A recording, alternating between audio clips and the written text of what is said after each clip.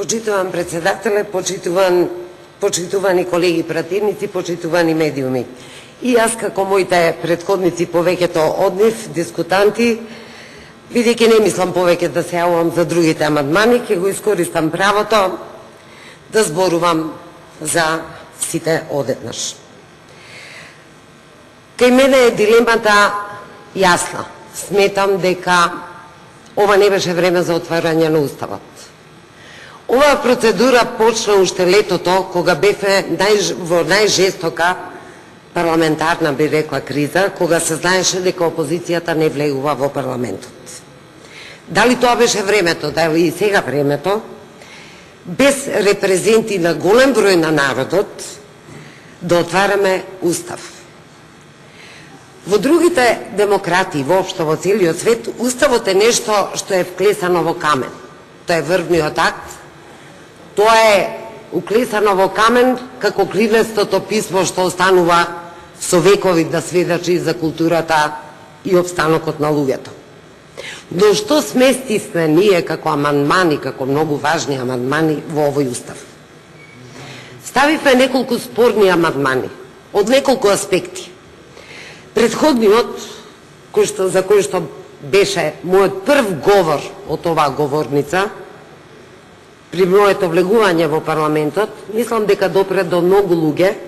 Тоа беше оној спорен амандман кој што јас го нареков антицивилизацијски и ретрограден, каде што беше дефинирана брачната заедница, па дури и вонбрачната заедница.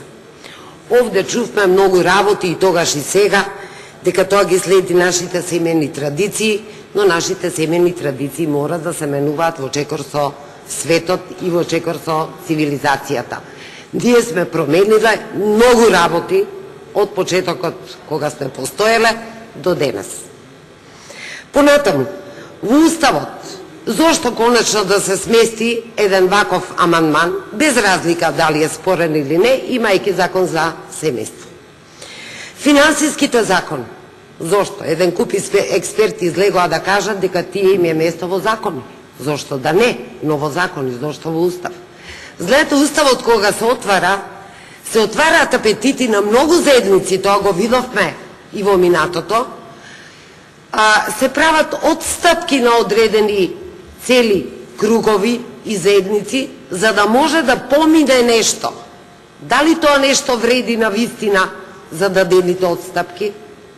Дали? Дали вреди да отвара Македонија финансиски зони за да се го намалела дефицитот, кога јас од овде барем неколку пати имам кажано дека Македонија има најнерамноправна дистрибуција помеѓу богати и сиромашни. Тоест, најголем дел од парите, од богатството се наоѓаат кај многу мал број од луѓето. Точно финансиските зони, какви што ги имаат Панама, Кипар и така натаму, не ја збогатуваат земјата. Појдете во тие земји. Врхушката се збогатува, народот по правило осиромашува. Тоа се финансиски зони. Тоа се финансиски зони. Дали е потребно на Македонија, која што чекори кон Европа и која што треба да биде на нулта корупција сведена, а не е, по секој извештај тоа го добиваме како порака до сите, се разбира дека овие финансиски зони ќе одат во корист на одредени кругови, но никако не на граѓаните. И така натаму. Значи, спорно е за мене времето на донесување на овие уставни измени, но исто така и самите измени. Заради тоа, јасно и гласно кажувам дека нема да ги подржам. Но знаете што? Овде денес некако свечано чувствувам дека сите се расположени, се влегува во Устав, се менува, односно се додаваат амандмани во Уставот. Но што и ако се додадат? Со колку закони, еве во изминативе месеци, ова собрание го прекрши Уставот. Донесе закон за високо образование, кој што ги сруши остатоците, темелите на автономијата на универзитетот, вклесана во Устав. Ова собрание дозволи по прв пат единиците, иако во закон пишува дека се непреодна оценка, да станат преодни оценки, па на учениците да им се дава свидетелства со единици кои што, пазете, влегуваат во просекот на учениците.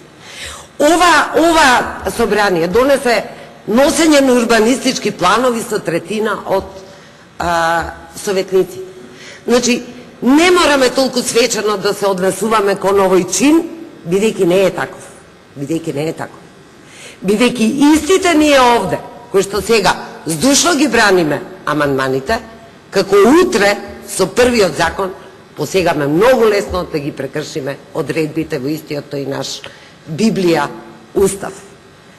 Значи, недвосмислено кажувам дека нема да ги подржам амандманите, нема да влегувам во материјална расправа по ниеден амандман, доволно сум зборувала, но ќе кажам дека не е време и поготово некои од тие амандмани на вистина не им е местото таму, туку во поединечни закони, почитувајќи ги мислењата на поголем број на наши експерти од уставно право.